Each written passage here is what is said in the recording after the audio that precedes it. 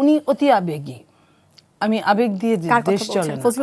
হ্যাঁ, এখন মানুষের আবেগ থাকতেই পারে। লাইক আমি ধরেন মুক্তিযোদ্ধা কিনা আমি জানি না, কিন্তু নো ডাউট অলি আহমেদ মুক্তিযোদ্ধা ছিলেন। আপনার কি বলে আখতারুজ্জামান মুক্তিযোদ্ধা ছিলেন। কিন্তু মুক্তিযোদ্ধার একটা সংজ্ঞা আছে যে তুমি চাইলে যে কেউ মুক্তিযোদ্ধা যে কোনো সময় রাজাকার হতে পারে, কিন্তু রাজাকার কখনো মুক্তিযোদ্ধা হতে পারে না।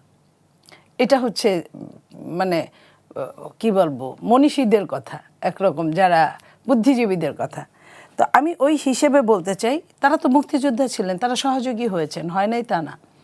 তো মুক্তিযোদ্ধার পরিবার থেকে কেউ জামাতের দলে যেতে পারে, কারো দলে যেতেই পারে, এটা আমি অস্বাভাবিক কিছু দেখি না। আর বাংলাদেশের প্রেক্ষাপটে তো নাই। তো আপনার আত্মীয়তা হচ্ছে, সম্পর্ক হচ্ছে, রাজনীতি হচ্ছে, তা হয় না, এটা ঠিক না। উনি যে পাগল না এটার প্রমাণ হচ্ছে ওনাকে জনগণ ভোট দিয়ে পাশ করিয়েছে। উনি মহান জাতীয় সংসদের মাননীয় সংসদ সদস্য। সেই জায়গায় উনি ওনার সাথে যারা দুষ্টামি করেছে উনিও তাদের সাথে দুষ্টামি করেছে। এটা সাইফুল ভাইও বুঝেন, কিন্তু বিরোধী দল উনি তো বুঝতে চাইবেন না, উনি ওনার মতো বলবেন। আমরা না, শুধু বিএনপির সবাই বিরক্ত ছিল ওনার উপরে। উনি যতক্ষণ না বেগম খালেদা জিয়া সম্পর্কে বলতেন, যতক্ষণ না মেজর জিয়াউর রহমান সাহেব সম্পর্কে বলতেন, তার চেয়ে বেশি বলতেন কিন্তু এই শেখ হাসিনা এবং বঙ্গবন্ধুর ব্যাপারে। আমাদের নিজস্ব এই কি বলে কম্বাইন্ড যে মিটিংগুলো হতো সেখানেও কিন্তু লাস্টে একদম সবাই আমরা ইয়ে হয়ে যেতাম। আজকে যেখানে আওয়ামী লীগের আমলে তারা কর্নেল ফারুককে আত্মস্বীকৃতি খুনি হিসেবে এস্টাবলিশ করে তার ফাঁসি দিয়েছেন, সেই জায়গায় সংসদে বসে তিনি ফজলুর রহমান সাহেব একজন বিজ্ঞ আইনজীবী নিজেকে আত্মস্বীকৃত পাগল হিসেবে এখানে এস্টাবলিশ, কী দরকারটা ছিল? এত সম্মানিত পার্সন, যেখানে স্পিকার নিষেধ করেছে। এখন সংসদের উনার এই আত্মস্বীকৃতি পাগল শব্দটা কিন্তু উনার বক্তব্য থেকে কিন্তু রেসপন্স করা হয় নাই। এটা কিন্তু এখন সংসদে কার্যবিনীতে রয়ে গিয়েছে। দৃষ্টি আকর্ষণ করার পরেও যদি উনি সরি বলতো তাহলে এই বিষয়ে হয়তো কোনো কথা আসতো না। এই জন্য আমি বলছি উনি আমাদের বিজ্ঞ সম্মানিত একজন সিনিয়র।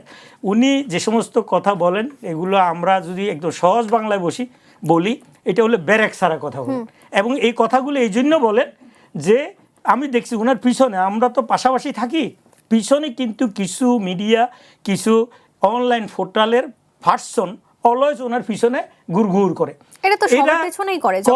করার পরে এরকম একটা বক্তব্য ওনার কাছ থেকে বের করে দেওয়ার পর এটাকে ওনারা ভাইটাল করে। আপনি দেখেন ওনার বক্তব্যের বিরুদ্ধে ওনার এলাকায় ঝাড়ু মিছিল হয়েছে। জাতীয় সংসদে নিজেকে যিনি নিজে পাগল হিসেবে এস্টাবলিশ করতে পারেন তাকে মিডিয়া আর এই সমস্ত বক্তব্যগুলো সামনে না আনলে ভালো হয়। উনি অ্যাজ এ এমপি থাকবেন, আমরা অনার করি। বিজ্ঞ সিনিয়র, কোর্টে মামলা করবেন। মামলা করতে গিয়েও আপনি জানেন একটা বিচারপতিকে এখন বেকায়দে ফেলে দিয়েছেন। ওখানে একটা মামলা করেছেন এবং সে মামলা নিয়ে এখন প্রচণ্ড আলাপ আলোচনা চলতেছে, ওখানে আদারওয়াইজ হয়েছে। তো আমরা এই সমস্ত ব্যক্তিবর্গের ক্ষেত্রে বিএনপিরও আমরা দৃষ্টি আকর্ষণ করব যে এমপি হলেই যে তাকে ব্রেক ছাড়া ছাড়ি দিতে হবে এটা কোনোভাবে মেনে নেওয়া যায় না। সে তো অনেক ব্যাপক ভোটে পাশ করেছে। সুতরাং এখন ধরেন পার্লামেন্টে যে কথা বলেছে সে একজন মুক্তিযোদ্ধা হিসেবে ধরেন বলতেই পারে, অন্যরা তার কাউন্টার করেছে, এটাও ঠিক। কিন্তু এ নিয়ে কোনো স্ল্যাং আমার মনে হয় একজন মাননীয় সংসদ সদস্য সম্পর্কে ইউজ না করাই ভালো। এইটাই গণতান্ত্রিক।